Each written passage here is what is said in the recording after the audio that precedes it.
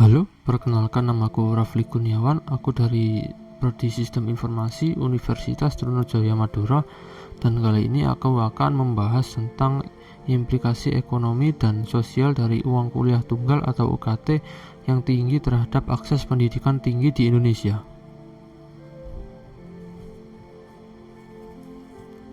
Saudara-saudara sekalian, tingginya uang kuliah tunggal atau UKT di Indonesia menjadi beban berat bagi keluarga berpenghasilan rendah. Beban finansial yang berat mengharuskan banyak keluarga untuk mengorbankan kebutuhan dasar lainnya atau bahkan mengambil pinjaman yang dapat menyebabkan ketidakstabilan finansial. Mahasiswa sering harus bekerja paruh waktu, mengurangi waktu belajar mereka, dan menurunkan kualitas pendidikan yang diterima.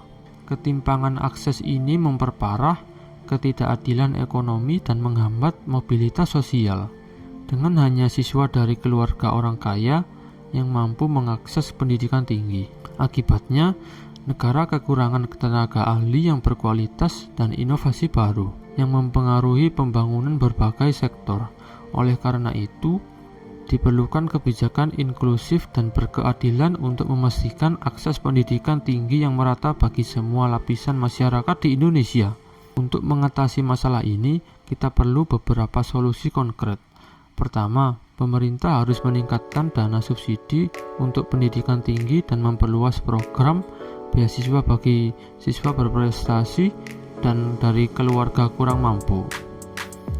Selain itu, kita perlu memberlakukan sistem pembayaran UKT yang lebih fleksibel berdasarkan kemampuan ekonomi keluarga dan mengizinkan pembayaran secara mencicil. Selanjutnya, kita perlu meningkatkan kerjasama antara universitas dan industri untuk menyediakan program magang berbayar yang dapat membantu mahasiswa menutupi biaya pendidikan mereka. Kita juga harus mendorong sektor swasta untuk berinvestasi dalam pendidikan melalui program CSR yang dapat memberikan dana atau beasiswa kepada mahasiswa. Kita juga harus mendorong sektor swasta untuk berinvestasi dalam pendidikan melalui program CSR yang dapat memberikan dana atau beasiswa kepada mahasiswa. Tak hanya itu, kita harus mengembangkan dan memperluas akses ke kelas daring yang lebih terjangkau dan membangun platform